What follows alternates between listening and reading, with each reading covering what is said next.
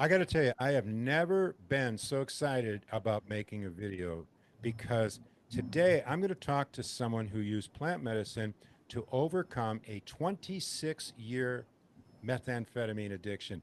You got to hear this, okay? This is Eddie with a Mindful Emergence, where Margaret and I offer mindfulness, movement, and breathing practices for anyone wanting healing and spiritual transformation. And most of our work is with plant medicine. And those of you watching, I want you to meet Kim LaFleur. And yes, she's using her full name because she's not only not worried about people knowing, she wants people to know about her journey and where she is now. And thank you so much for being here, Kim. Yeah, Eddie, thanks. Yeah. So Kim is joining us from West Virginia, and 26 years. Wow. But right now, you're coming up on 2 years clean, July Yeah, 15th, right? yeah, that's right.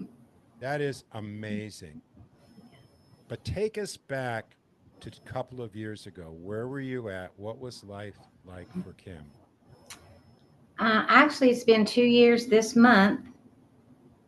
I was in an abusive marriage and ended up in the hospital as a result of domestic violence.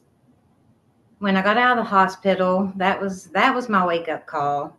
That's when I knew something had to change. And um, so after I got out of the hospital, I prayed. I prayed to God to help me. I needed a miracle. I was serious. I surrendered. I knew I was done. I couldn't go on living like this. You had And been pretty much a daily methamphetamine user yeah, for yeah, 26 years. yeah, Yeah. yeah, And how did that every day. affect your life besides, I'm guessing, putting you in a precarious situation with your. I felt hopeless, and um, I knew I couldn't quit because where I had done it so long, it was just I couldn't get out of bed if I didn't have it. Did you try before to get off it? No, I just, It had you. yeah, I didn't really want to. I just Uh-huh. thought, well, this is normal. When I get up, I just have to have a little bit to get me started, and I can get out of bed. I can go to work. I can function. But if I didn't have it, I would stay in bed for a week until I would get it because I just knew I can't do anything. I couldn't function without it. Yeah. I didn't want to go to work. I didn't want to do anything, and so I was just numb, and my life was just I just felt hopeless, and it was just normal for me to go through day every day like that. I just thought, well, this is how my life is going to be, so I'm just going to have to. It would mask a lot of pain, like from everything. I wasn't happy in my marriage, Mm. um, Yeah. so Now you raised a daughter yeah, I did, yeah, and yeah, a beautiful young woman. yeah, Now she's in her 20s. yeah. Well, she's 31 now. Yeah, 31. Oh, she yeah, looks like she's in her 20s. yeah. She looks young. Yeah, she does. And but somehow you managed to hold down a job Mm-hmm. and raise a daughter. Yeah, through all that, she always came first. I mean, I wasn't. I never. You know, I always took care of her. Yeah. So Yeah. Despite despite the yeah, fact yeah, of that addiction. yeah. I So feel like meth wasn't really who I was. It changed me, but deep down, I knew I was a good person. But yeah. it makes you do bad things sometimes. Can't live with it, can't live without it. Exactly. That exactly. It's I just really needed not. it to function. That was normal for me. So Well, I understand because you know, and I think people who watch my videos know that I had struggled with addiction. I had a heroin addiction when I was in my late teens and early 20s. yeah, And, you know, if I look back at my life then, I didn't view a day without heroin. yeah, I yeah, mean, you kidding me? No. You know, now yeah, for me, it had a different effect, but it was the effect that I felt I wanted and I needed. yeah, yeah. And of course, my way of getting off heroin was different than what you're going to share with us. My way Exactly. of getting off heroin was getting arrested and going to prison. Yeah, Fortunately, that didn't happen to yeah. you. Thank So goodness. let's flash forward. couple of years ago, but how did you prayed and then the miracle happened? Tell us about that. Yeah, I prayed to God. I was done. I knew I needed help. I didn't know. You know how people always say, if I can do it, if I can quit, anybody can. I didn't believe that because I thought that's not going to happen for me. But I said, I prayed to God. I said, I need a miracle. I don't know how I'm going to stop, but I need you to help me. So I'd say within the next week, my brother, who I was really close with growing up, lives in North Carolina. He called to check on me because he found out I'd been in the hospital. And so I started reconnecting with him because I hadn't talked to him in several years because when you're on drugs, you isolate yourself, you don't talk to people. Hmm. And so I hadn't spoken to him in probably 10 years. Really? Yeah. Hmm. And so he called, he said, he wanted to check on me. And so we started talking again every day. And so probably within a couple of weeks after he first called, I felt comfortable enough to tell him about my drug addiction and how miserable I was. And I just told him, I said, I don't think I can stop and I don't know what I'm going to do. And he said, well, I'm going to tell you something that I did a couple of months ago. He had had his first psilocybin journey and he told me about the mushroom. And of course, I'd never heard it called psilocybin. I thought, what are you talking about? I'd heard of mushrooms, but not, and I didn't know that they could do that to help Yeah. you. And Yeah. he said, my whole life has changed and I think you should try it. And I was like, okay, I'll do I'll do anything. anything I need to do. And that's when he introduced me to you. Uh-huh. And I had my first psilocybin journey July 14th. So within 2 months of me praying to God to help me, Yeah. he answered my prayer. So you came down from West Virginia. Now, Hmm. the program that is offered provides preparation sessions. We did the first two virtually while you're still up in West Virginia, and Yeah. those involved just a lot of trust building, going over things, talking about what to expect, talking about dosing and all these kind of things, and then talking about different skills you can use, breathing practices, mindfulness, and so on. So we covered those, and then Hmm. when you came down, you did your breathwork session, which is a preparation session, Yeah. and then you had the day of the journey. Hmm. How scared were you?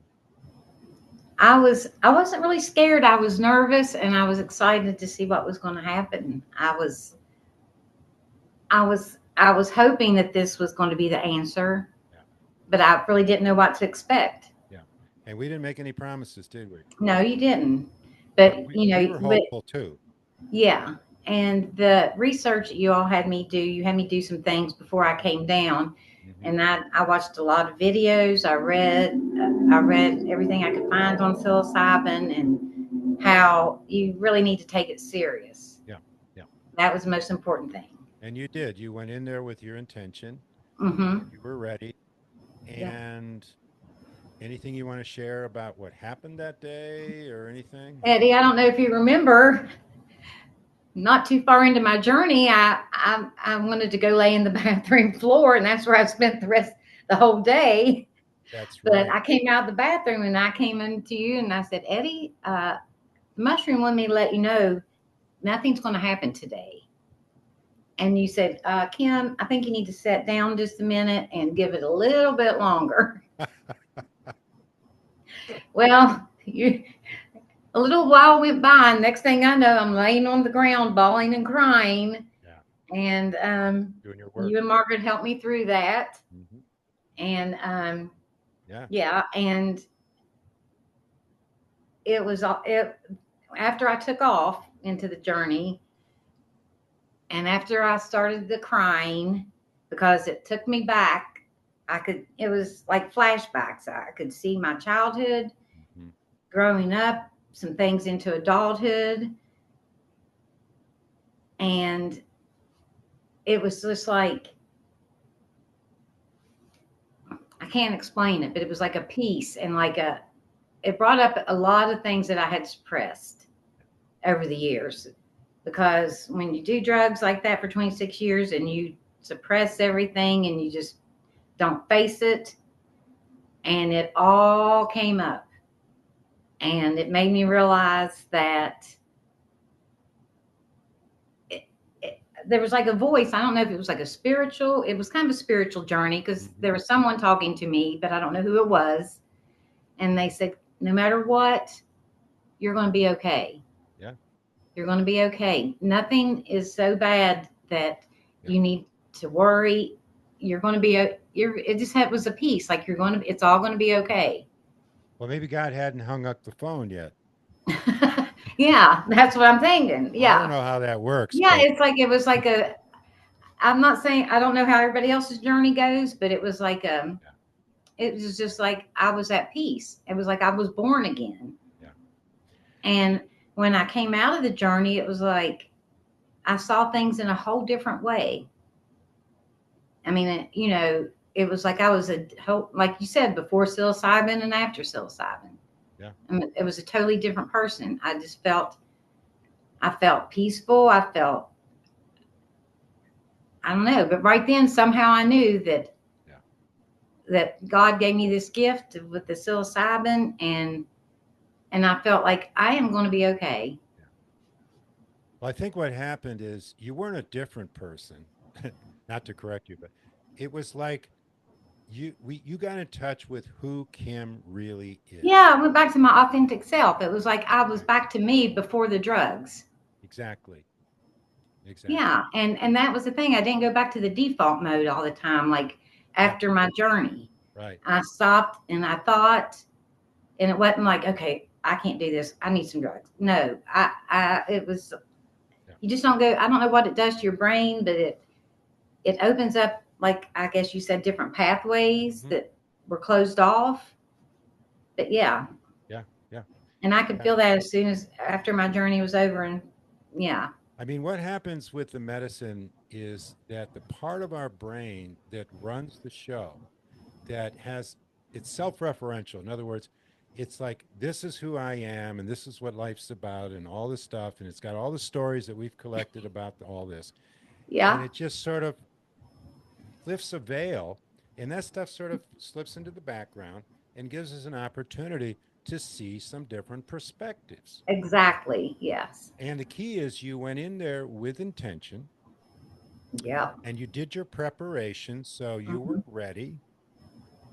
And then afterwards, there was the integration work, Exactly. That's the most important. Yeah. right?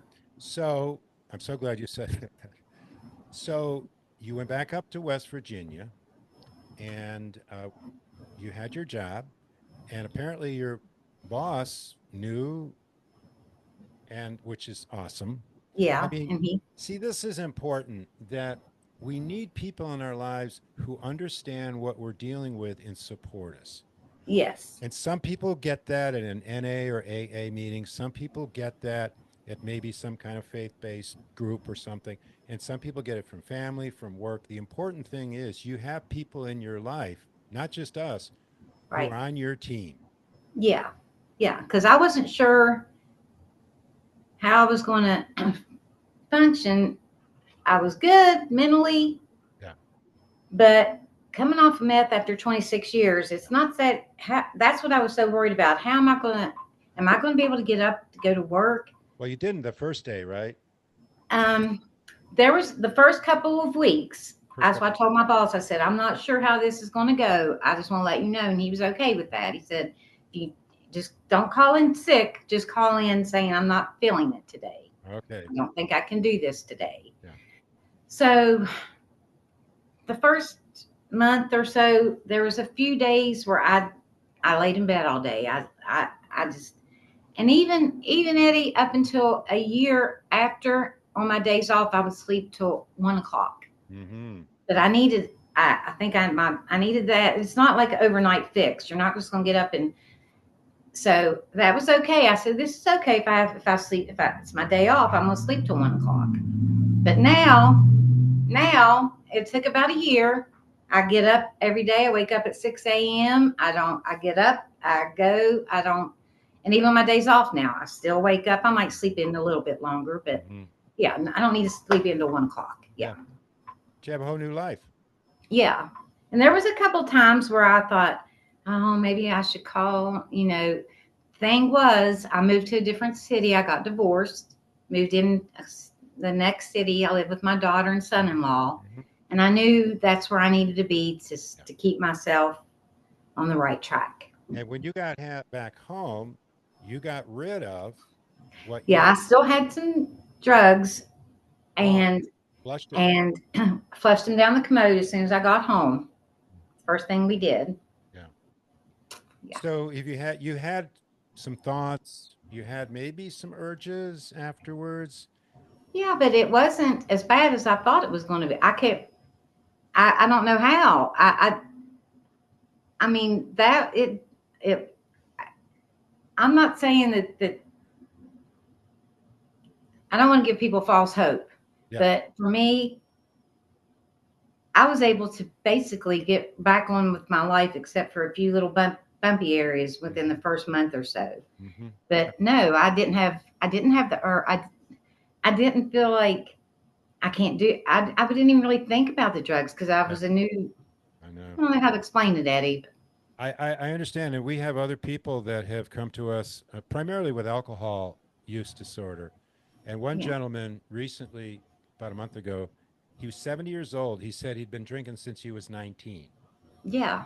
And so we checked in with him after he had his experience, and he said, "I've lost interest in drinking."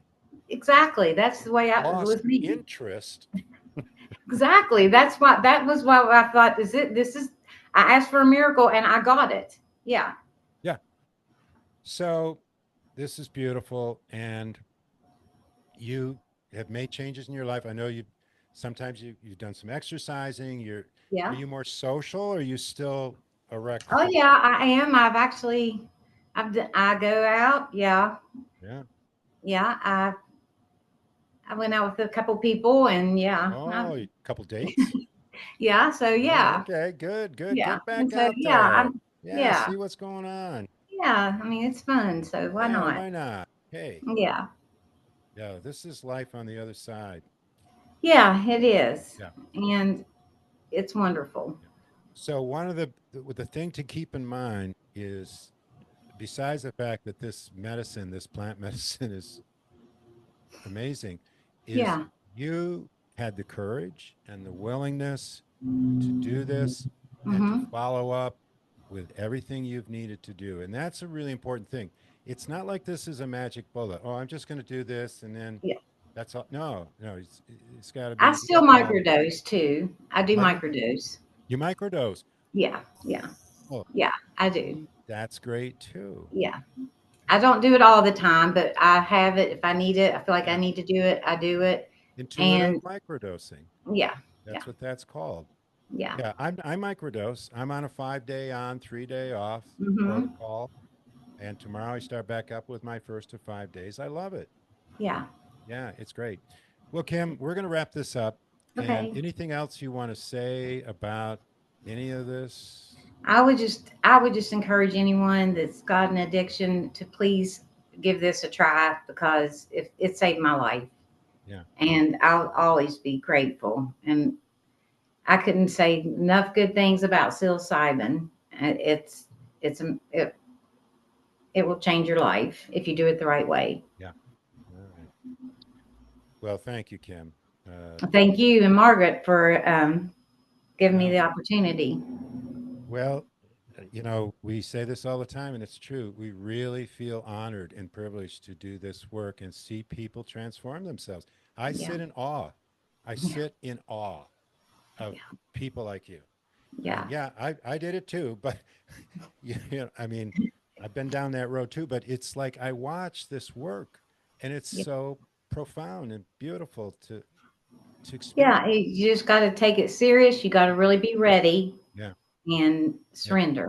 All right. And yeah, it'll change your life. Well, for those of you watching, if you're interested in finding out more, I'm going to put a link in the description where you can contact us. And if you like this video, please give us a thumbs up. Share it with others if you think they can benefit from it.